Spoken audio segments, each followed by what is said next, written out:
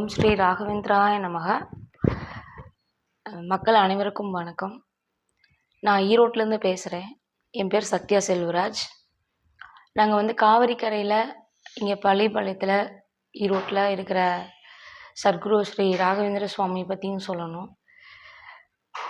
மந்திராலய மகான் ஸ்ரீ ராகவேந்திர சுவாமி அவர்கள் வந்து எனக்கு வந்து முதல் அறிமுகமானது, அவரை நான் கும்பிட ஆரம்பித்தது பார்த்திங்கன்னா ஒரு கொஞ்ச நாளாக தான் இருக்கும்.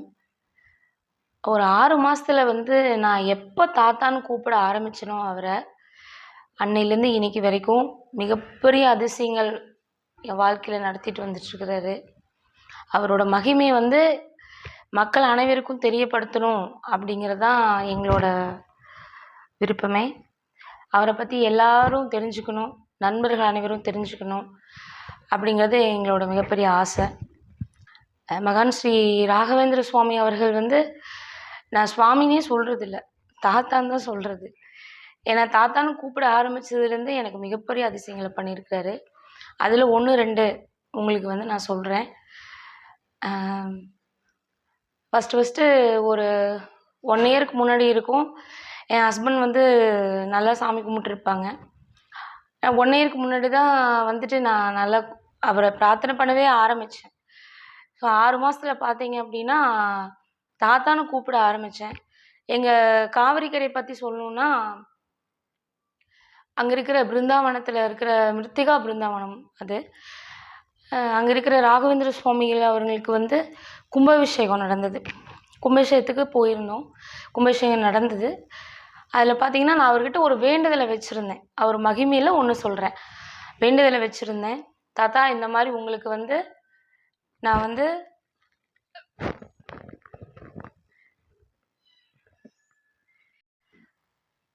கும்பாபிஷேகம் முடிஞ்சு பார்த்தீங்கன்னா முதல் வியாழக்கிழமை நான் வந்து அவருக்கு வஸ்திரம் எடுத்து சாத்துறதா வேண்டியிருந்தேன். அப்போ வந்து ராகவேந்திர தாத்தாட்ட வந்து, தாத்தா உங்களுக்கு என்ன வஸ்திரம் பிடிக்கும்னு எனக்கு தெரியல, என்ன கலர் பிடிக்கணும்னு எனக்கு தெரியல, அப்போ வந்து அந்த கலர் வந்து நீங்கள் தான் சொல்லணும் உங்களுக்கு பிடிச்ச கலரை அப்படின்னு சொல்லி நான் தாத்தாட்ட கேட்குறேன். அப்போ தாத்தா வந்து எனக்கு பதில் கொடுத்தாரு. எப்படி கொடுத்தாரு அப்படின்னா, மிகப்பெரிய அதிசயத்தை கொடுத்தாரு. நேரடியாக வந்து சொல்லிட்டு போயிட்டார். அது எப்படி பார்த்தீங்கன்னா, எனக்கு வந்து அவர் எப்பயுமே பிரார்த்தனை பண்ணிவிட்டு இரவு தூங்குறது ஒரு வழக்கம். அப்படி பார்த்திங்கும்போது செவ்வாய்க்கிழமை இருக்கும். காலையில் பார்த்திங்கன்னா நான் எப்போ போல் என்னோடய ரொட்டீன் ஒர்க்ஸ், நைட் படுக்கும்போது அவரை நினச்சிட்டு ஒரு பிரார்த்தனை, தாத்தா இந்த மாதிரி கும்பாபிஷேகம் முடிய போகுது, நீங்கள் வந்து எனக்கு வஸ்திரத்தை இன்னும் சொல்லலையே, அதனால் தயவு செஞ்சு வஸ்திரம் என்ன கலர் நீங்கள் வந்து சொல்லுங்கள் தாத்தா அப்படின்னு அவர்கிட்ட மனதார நான் ஆத்மார்த்தமாக அந்த பிரார்த்தனையை பண்ணிவிட்டு, இப்படி தான் ஒரு 10 நிமிஷம் படுக்கையில் உட்காந்து பிரார்த்தனை பண்ணுறேன். பிரார்த்தனை பண்ணும்போது பார்த்திங்கன்னா அவர் ஒரு 10 நிமிஷம் எனக்கே எங்கே இருக்கேன்னு தெரியல. இதுதான் நடந்தது. 10 நிமிஷம் எங்கே இருக்கேன்னு எனக்கே தெரியலை. பார்த்திங்கன்னா மந்திராலயத்தில் வந்து அவர் மிகப்பெரிய மகானாக அங்கே ஜீவசமாதி ஆகிருக்கிறாரு.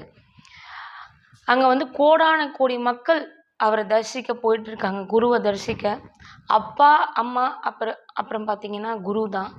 குரு வழிநடத்தல் இல்லாமல் எதுவுமே கிடையாதுன்னு சொல்லுவாங்க இல்லைங்களா. ஒரு ஆசிரியர் மாதிரி குரு வந்து ரொம்ப முக்கியமானவர். அப்போது அப்படி இருக்கிற மகான் நேரடியாக மந்திராலயத்துலேருந்து வந்தால் எப்படி இருக்கும் நண்பர்களே, எப்படி இருக்கும்? அந்த அதிசயத்தை பார்த்தீங்கன்னா சொல்கிறதுக்கு வந்து அப்படியே ஆனந்த கண்ணீரே வந்துடும் நண்பர்களே. அந்த மாதிரி தான். ஏன் அப்படின்னா, இப்போ அந்த அதிசயம் என்னன்னு நான் உங்களுக்கு சொல்கிறேன். இப்போ காலையில் வந்துட்டு அவரோட மந்திராலயத்தில் வந்து வஸ்திரம் சாத்தி பூஜை பண்ணிட்டாங்க, சரிங்களா. பூஜை பண்ணிட்டாங்க. அன்றைக்கி நாள் ஃபுல்லாக வந்து செவ்வாய்க்கிழமை, அன்றைக்கி நாள் ஃபுல்லாக வந்து அவரோட தரிசனத்தை பார்க்க முடியாத ஒரு சூழ்நிலை. எனக்கு வந்து ரீசார்ஜ் கிடையாது செல்ஃபோனில், இதுதான் நடந்த விஷயம். அப்போது ரீசார்ஜ் இல்லாதனால என்னால் வந்து அங்கேருந்து ஃபோட்டோஸ் பார்க்க முடியல. சரின்னு விட்டாச்சு. என்னோடய கணவர் வெளியே போயிட்டாங்க. அவங்க வந்தது வந்து நைட்டு வந்தாங்க. அப்பயும் அந்த சூழ்நிலையிலும் நாங்க அத பத்தி பார்க்கல. ஏன்னா வீட்ல பூஜை போட்டாச்சு, சாமி கும்பிட்டாச்சு, விட்டாச்சு.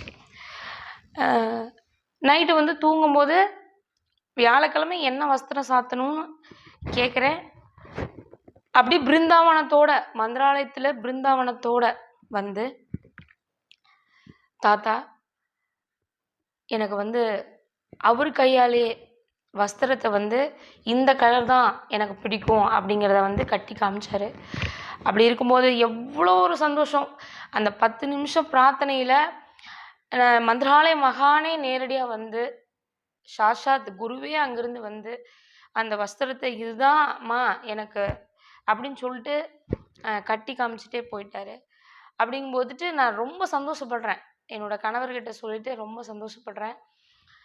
மக்களே அது வந்து எப்படின்னா, ஆனந்த கண்ணீர் தான் அந்த நேரத்துல. அவரோட மகிமைய சொல்லணும்னா, நெறையா வந்து அற்புதங்கள் செஞ்சுட்ருக்கிறாரு. அப்போ கேட்டதுக்கு பதில் குடுத்தாரு. பெரியவர் தாத்தா வந்து கேட்டதுக்கு உடனே பதில் குடுத்தாரு. அந்த வஸ்திரத்த என்னோட கணவர்கிட்ட நான் சொல்றேன். இந்த மாரி நேரடியா வந்தாங்க. வஸ்திரத்த வந்து சொன்னாங்க அப்படி சொல்லும்போது, அவர் வந்துட்டு ஓகே. அது அந்த வஸ்திரம் என்ன கலரு, என்ன பார்டர் அப்படின்னு சொல்லிட்டு நாங்க அ பேசிட்டு விட்டுட்டோம். அடுத்த நாள் பார்த்தீங்கன்னா, என் கணவர் வந்து காலையில பூஜை போட்டுட்டு, தாத்தாவ நமஸ்காரம் பண்ணிட்டு, சாப்பிட்டுட்டு பார்த்தீங்கன்னா, ரிலாக்ஸா உட்காந்துட்டு இருந்தாங்க.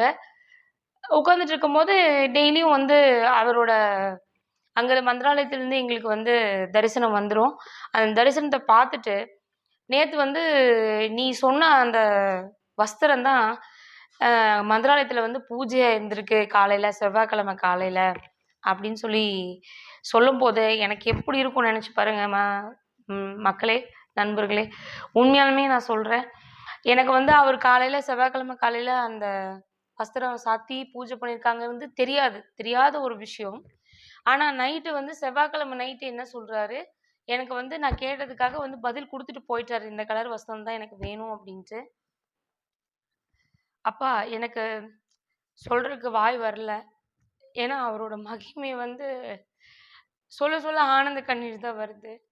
ஸோ வந்து சின்ன ஒரு விஷயம் தான். அவர்கிட்ட ஒரு பிரார்த்தனை. இது மாரி உங்களுக்கு என்ன பிடிக்கும்? என்ன கலர் பிடிக்கும்னு ஆத்மார்த்தமா கேட்டதுக்கு என் தாத்தா வந்து எனக்கு பதில் குடுத்தாரு. மந்த்ராலய மகான் மிகப்பெரிய அதிசயங்கள பண்ணிட்டு இருக்கிறாரு. எவ்வளோ பெரிய மக்களுக்கு, எத்தனையோ பெரிய மக்களுக்கு, எத்தனையோ கோடான கோடி மக்களுக்கு துன்பத்தையும், துயரத்தையும் நீக்கிட்டு இருக்கிறாரு. எத்தனை பேருக்கு நோய் நொடியிலேருந்து விடுதலை குடுத்துருக்கிறாரு. மருத்துவரா இருக்கிறாரு. வேண்டுதல ஒவ்வொருத்தரும் ஒவ்வொரு பிரார்த்தனை வைக்கிறாங்க. அந்த பிரார்த்தனை எல்லாம் அவர் நிறைவேத்திட்டு வந்துட்டு இருக்கிறாரு.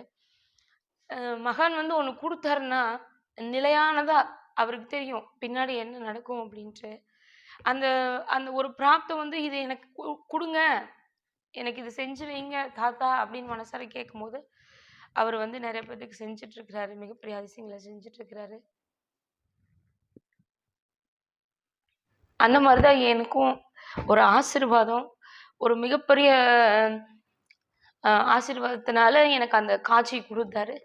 நேரடியா வந்து சொல்றதெல்லாம் பிருந்தாவனத்தோட நேரடியா வந்து இந்த மாரி வஸ்திரத்த கட்டி காமிக்கிறதுங்கிறது வந்து, அ நீங்க நெனச்சு பாருங்க நண்பர்களே. அ அப்படி ரொம்ப சந்தோஷப்பட்டேன். அப்ப வந்து எங்க வீட்டுக்காரர் சொன்னாரு. அடுத்த நாள் தான் தெரியுது எங்களுக்கு. அவரு வந்து செவ்வாய்க்கிழமை இந்த மாரி வஸ்திரத்துல தான் வந்து அலங்காரம் பண்ணியிருக்காங்க அப்படின்ட்டு. புதன்கிழமை மத்தியானம் தான் நாங்க பார்க்குறோம் அந்த அலங்காரத்த. ஸோ வந்து அப்படிங்கும்போது நான் போட்டு அழுகுறேன். தாத்தா நீங்க நேரடியா வந்துட்டீங்க. எனக்கு ரொம்ப சந்தோஷம். இத விட சந்தோஷம் வேற என்ன வாழ்க்கையில இருக்க போகுது? அப்படி சொல்லிட்டு அழுகுறேன். இது வந்து எனக்கு முதல் முதல் அவர் மகிமைப்படுத்துனது. முதல் முதல் அவர் காட்சி குடுத்தது. முதல் நான் கேட்டதுக்காக பதில் சொன்ன விஷயங்கள். இந்த மாரி அற்புதங்கள் நெறையா இருக்கு நண்பர்களே. மறுபடியும் நான் உங்ககிட்ட அத பத்தி நான் ஷேர் பண்றேன். நாங்க ஈரோடு காவிரி கரைய பத்தி உங்ககிட்ட நெறையா சொல்லணும். அங்க மிருத்திகா பிருந்தாவனத்தோட அமர்ந்திருக்கிறாரு. மக்கள் அவங்கவங்களுக்கு தேவையான அத்தனை விஷயங்களையும் உங்களுக்கு மனசு கஷ்டமா, மனசுல குறையா, இல்ல வேற என்ன பிரச்சனைகள் இருந்தாலும், நீங்க ஸ்ரீ ராகவேந்திர சுவாமி அவங்ககிட்ட காலடியில வந்து அ உங்களோட பிரார்த்தனைகள ஆத்மார்த்தமா வச்சுட்டு பிரார்த்தனை பண்ணிட்டு போங்க. உங்களோட வேண்டுதலுக்கு அவர் கண்டிப்பா செவி சாய்ப்பார் அப்படிங்கிறதுல எந்தவித ஆட்சேபனையும் கிடையாது. ஏன் அப்படி நான் சொல்றேன் அப்படின்னா, எத்தனையோ விஷயங்கள் நான் உணர்ந்திருக்கேன். நான் மறுபடியும் அத உங்களுக்கு வந்து நான் வீடியோவா போடுறேன். தாத்தா வந்து நீங்க அவர ஆத்மார்த்தமா நீங்க பிரார்த்தனை பண்ணுங்க. உங்களுக்குரிய வேண்டுதல அவர வந்து கண்டிப்பா குருவா இருந்து வழிநடத்துவார் அப்படிங்கிறதுல எந்தவித இதுவும் கிடையாது. நம்பிக்கையோட ப்ரேயர் பண்ணுங்க.